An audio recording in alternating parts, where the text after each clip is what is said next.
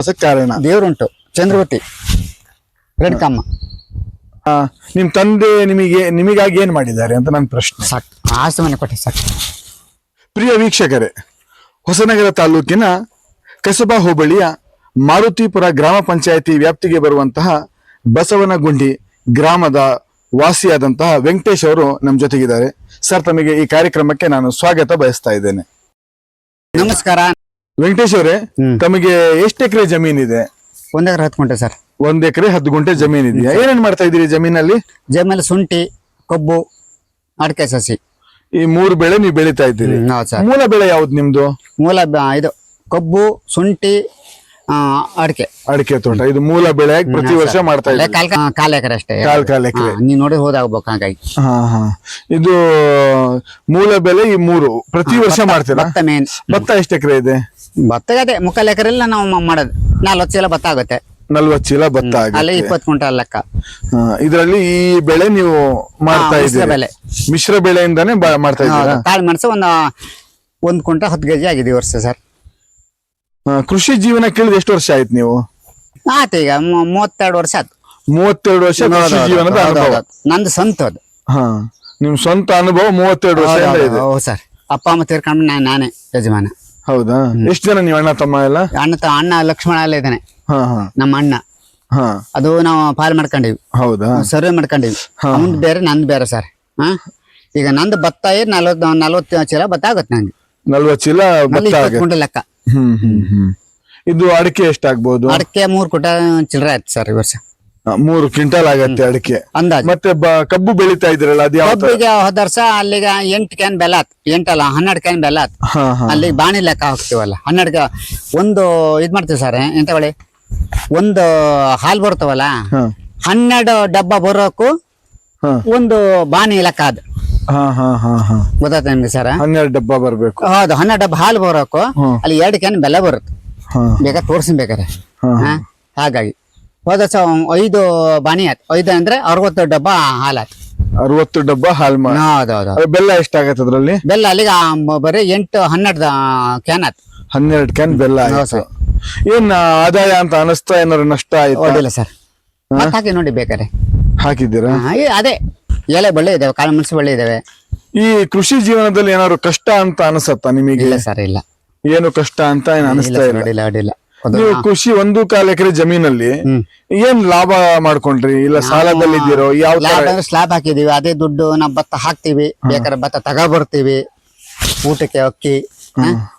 ಯಾವ ಭತ್ತ ಹಾಕದ್ ನೀವು? ವೈಟಿ ಮತ್ತೆ ಇವ್ರ ಸರ್ ಇದಾಗ ಗಿಡ್ಗೋರಿ ಭಾಗಲಕ್ಷ್ಮಿ ಹಾಕಿನಿ ಸರ್. ಹೌದಾ? ಹೋದ ವರ್ಷ ಕಳೆದ ವರ್ಷ ಯಾವ್ದು ಹಾಕಿದ್ರೆ? ವೈಟಿ ನೀರ್ ಐಟಿ.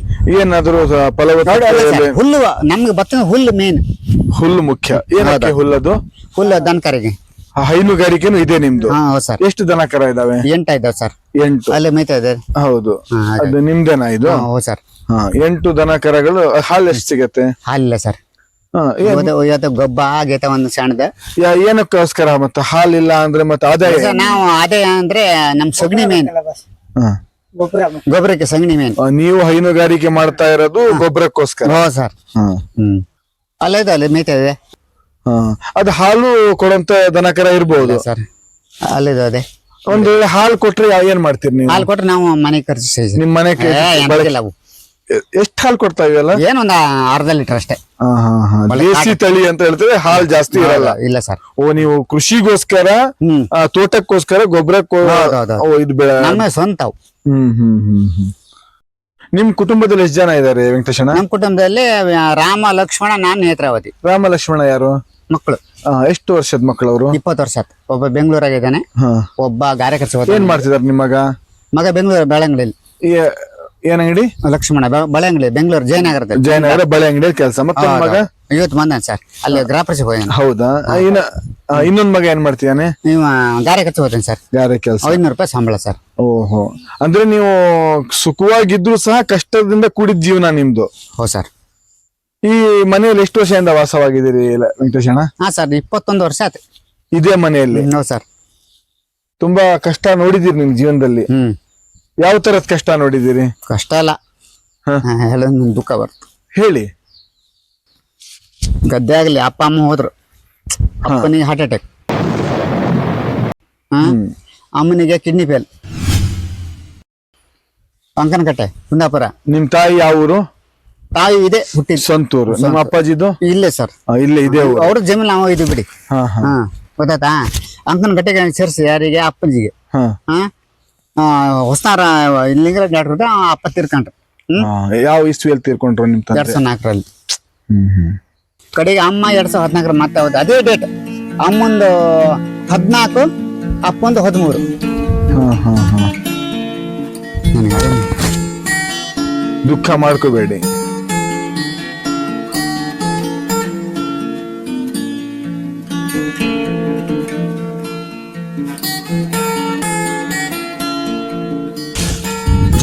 ನೋವು ಮಾಡ್ಕೋಬೇಡಿ, ಇರ್ಲಿ. ಮನುಷ್ಯ ಅಂದ್ರ ಮೇಲೆ ಕಷ್ಟ ಸುಖ ಎಲ್ಲ ಬರುತ್ತೆ.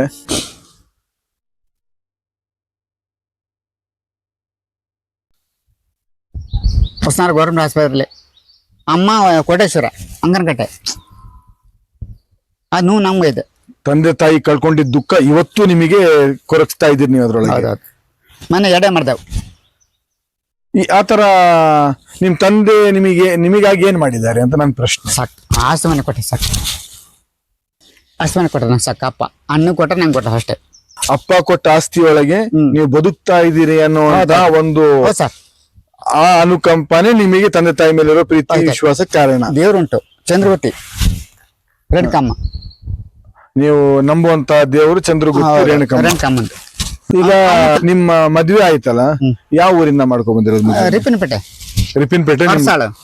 ನಿಮ್ಮ ಮನೆಯವ್ರ ಕುಟುಂಬ ಅರ್ಸಾಳ. ಅಲ್ಲೇ ಇದು. ಇವತ್ತು ಹೋಯ್ದ ಗೃಹಪ್ರವೇಶ ನಮ್ಮ ನಾದ್ಯ ಮನೆಗೆ. ಹಾ ಹಾ. 2 ಮಕ್ಳು ಬಂದವೆ. ಬೆಂಗಳೂರು ಆಮೇಲೆ ಇದ್ದ. ಇವತ್ತು ನಿಮ್ಮ ಮನೆಯವ್ರ ನಿಮ್ಗೆ ಭೇಟಿ ಆಗಿ- 1,20,000 ಬೈಕ್ ಕೊಡ್ತೀನಿ ಇಬ್ರಿಗೂ. ಯಾರಿಗೆ? ಮಗನಿಗೂ 2 ಮಕ್ಕಳಿಗೆ? ಒಬ್ಬನಿಗೆ. ಹಾ. ಅಂದ್ರೆ ಅವ ಬೆಂಗಳೂರಾಗ ಇವ ಮನೇಲಿ ಇರ್ತಾನ, ಗಾರೆ ಕೆಲಸ ಅದಾನ ಇಲ್ಲಿ. ಹಾ ಹಾ. ಹಂಗಾಗಿ ಈಗ ಈ ಮನೆಯಿಂದ ಬೇರೆ ಮನೆ ಗೃಹ ಪ್ರವೇಶ ಮಾಡ್ಬೇಕಂತ ಎಲ್ಲ ಯೋಚನೆ ಮಾಡಿದ್ದೀರಿ. ಯಾವಾಗ ಆಗತ್ತೆ ಗೃಹ ಪ್ರವೇಶ ಅಂದಾಜು? ನಾನು ಶಿವರಾತ್ರಿ ಶಿವರಾತ್ರಿ ಮಾರ್ಚಿ ಮುಂದಿನ ವರ್ಷದಲ್ಲಿ ಹೊಸ ಮನೆಗೆ. ಸರ್. ನಿಮ್ ಜೀವನದಲ್ಲಿ ಮುಂದಿನ ವರ್ಷ ತುಂಬಾ ಒಳ್ಳೇದಾಗ್ಲಿ, ಮನೆ ಗೃಹ ಪ್ರವೇಶ ಆಗ್ಲಿ, ನಿಮ್ ಮಕ್ಕಳಿಗೆ ನಿಮ್ ಮಕ್ಕಳ ಭವಿಷ್ಯ ಚೆನ್ನಾಗಾಗ್ಲಿ ಅಂತ ನಾನು ಆಶಿಸುತ್ತೇನೆ. ನಿಮ್ಮ ಕಷ್ಟದ ಬಗ್ಗೆ ಹೇಳ್ತಾ ಇದ್ರಿ ನೀವು. ಹೌದೌದು. ಕೃಷಿಯಲ್ಲಿ ಏನ್ ಕಷ್ಟ ಅನುಭವಿಸಿದ್ರಿ? ಇಲ್ಲ ಸರ್, ದೇವ್ರಲಕ್ಕೆ ನಮ್ಗೆ ಅದೇ ಸಾಕು. ಅದೇ ಉಡ್ಸ್ಕೊಂಡ್ ನಮ್ಗೆ ಆಗಲ್ಲ. ಅಡಿಕೆ ಆತವೆ. ಅಡಿಕೆ ತೋಟ ಮಾಡ್ಬೇಕಾದ್ರೆ ಏನು ಕಷ್ಟ ಅಂತ ಅನ್ಸಿಲ್ಲ ನಿಮ್ಗೆ? ಇಲ್ಲ ಸರ್, ಹಾ. ಅದು ಯಾವ್ದಿಲ್ಲ. ನಾನು ಇವಾಗ ನಿನ್ನೆ ಬೇಕು ನೋಡಿ ಬೇಕಾರೆ. ಈಗ ನೀವು ಕೆಲಸಗಾರಿಗೆ ತಗೊಂಡ್ ಕೆಲಸ ಮಾಡ್ತಿರೋ, ನೀವೇ ಜಾಸ್ತಿ ಕೆಲಸ ಮಾಡಿ? ಇಲ್ಲ, ಅವು ನಾನ್ ಕರ್ಕೊಂತೀನಿ. ನಾನ್ ಮಾಡ್ಕೊಂಡ ಆದ ಮೇಲೆ ಈ ಮುಯ್ಯಾಳು ಅಂತ ಹೇಳ್ತಾರಲ್ಲ, ನಿಮ್ ಬದಿನು ಮುಯ್ಯಾಳು ಇದೆಯಾ? ಏನ್ ಮುಯ್ಯಾಳು ಅಂತ ಹೇಳಿದ್ರೆ? ಮೈಯಾಳ ಅಂದ್ರೆ ನಾನು ಅವ್ರ ಮನೆಗೆ ಹೋಗ್ಬೇಕಾ, ಇಲ್ಲಿ ದುಡ್ಡಿಲ್ಲ, ದುಡ್ಡು ಕೊಡ್ಬೇಕ ಅವ್ರಿಗೆ. ಕಸಿ ಬಂದಾಗ ಈ ಭಾಗದಲ್ಲಿ ಏನ್ ನಡೀತಾ ಇದೆ? ಇದು ಕೂಲಿಯ ಕೆಲಸಕ್ಕೆ ಬಂದವರಿಗೆ 350 ರೂಪಾಯಿ ಸಂಬಳ ಮಾಮೂಲಿ. ಹಾಗೆ ಈಗ ನಮ್ದು ಆತ್ಮದಲ್ಲಿ ನಾವು ಕೊಡಬಹುದು ಅಷ್ಟೇ ಸರ್. ವಿಶ್ವಾಸದಲ್ಲಿ ಯಾರು ಹಿಂಗ್ ಬೇಕು ಅವ್ರು ಕೊಡ್ಬೋದು. ಈಗ ನಾನು ಈ ವರ್ಷ ಇವನಿಗೆ ಹೇಳಿದೆ, ಇವ ಪಾಪ ಬೇರೆ ಕಡೆ ಕೂಲಿಗೆ ಹೋಗೋಣ, ಬೇಗ ಎಂಟು ವರ್ಷ 16 ಆಳು ಇದು ಹಳಿಗೆ ಬರೀ ತೋರಿಸ್ತೀನಿ ಸರ್. ಈ ವರ್ಷ 8 ಆಳು ಮಾಡ್ದೆ ಬಿಟ್ಟು ಪಾಪ 3 ಜನ ಮಾಡಿ ಕೆಲಸ. ಅವ ನಾನು ಬೇಕಾದ್ರೆ ನೋಡಿ ಬೇಕಾರೆ ಸರ್. ನೋಡ್ತೀನಿ. ಹೌದೌದು. ವೆಂಕಟೇಶ್ ಅಣ್ಣ, ನಿಮ್ದು ತೋಟ, ನಿಮ್ ಮನೆ, ನಿಮ್ ಜೀವನ, ನಿಮ್ಮ ಜೀವನ ಚರಿತ್ರೆ ಕೇಳಿ ತುಂಬಾ ಸಂತೋಷನೂ ಆಯ್ತು, ಒಂದ್ ಕಡೆ ನೋವು ಇದೆ. ಯಾಕಂತ ಹೇಳಿದ್ರೆ ನೀವು ತಂದೆ ತಾಯಿಗೆ ನೆನೆಸ್ಕೊಂಡು ಪಟ್ಟಂತ ದುಃಖ ನಿಜಕ್ಕೂ, ಯಾಕಂದ್ರೆ ನಮ್ದು ತಂದೆ ತಾಯಿ ತೀರ್ಕೊಂಡಿದ್ದಾರೆ. ತಂದೆ ತಾಯಿ ಜೀವನದಲ್ಲಿ ಬರುವಂತಹ ಅತ್ಯಮೂಲ್ಯವಾದಂತಹ ಒಂದು ಜೀವಗಳು. ಎಲ್ಲಾ ಮಕ್ಕಳಿಗೂ ಆ ತಂದೆ ತಾಯಿಯ ಜೊತೆಗೆ ಒಳ್ಳೆ ಬಾಂಧವ್ಯವಾಗಿ ಇಟ್ಕೋಬೇಕಾಗಿದ್ದ ಧರ್ಮ ಎಲ್ರಿಗೂ ಇರತ್ತೆ. ನೀವು ತಂದೆ ತಾಯಿ ನೆನಪಿಸಿದ್ ನೋಡಿದ್ರೆ ನಮಗೂ ನಮ್ಮ ತಂದೆ ತಾಯಿ ನೆನಪಾದ್ರು. ನಿಮ್ ಜೀವನದಲ್ಲಿ ಸುಖ, ಶಾಂತಿ, ನೆಮ್ಮದಿ ಹೀಗೆ ಇರ್ಲಿ ಅಂತ ಆಶಿಸುತ್ತೇನೆ. ಈ ಒಂದು ಸಂದರ್ಶನದಲ್ಲಿ ನಮ್ಮ ಜೊತೆಗೆ ಭಾಗಿಯಾಗಿ ತಮ್ಮ ಜೀವನದ ಕಳೆದಂತಹ ಜೀವನವನ್ನು ಮುಕ್ತವಾಗಿ ಹಂಚಿಕೊಂಡಂತ ವೆಂಕಟೇಶ್ ಅವರಿಗೆ ನಮ್ಮ ತಂಡದ ಪರವಾಗಿ ವಿಶೇಷವಾದ ಧನ್ಯವಾದಗಳನ್ನು ಸಲ್ಲಿಸ್ತಾ ಇದ್ದೇನೆ ಸರ್. ನಮಗೆ ಸರ್ ಬಂದಾರೆ, ಧನ್ಯವಾದಗಳನ್ನ ನಾನು ಒಪ್ತೀನಿ.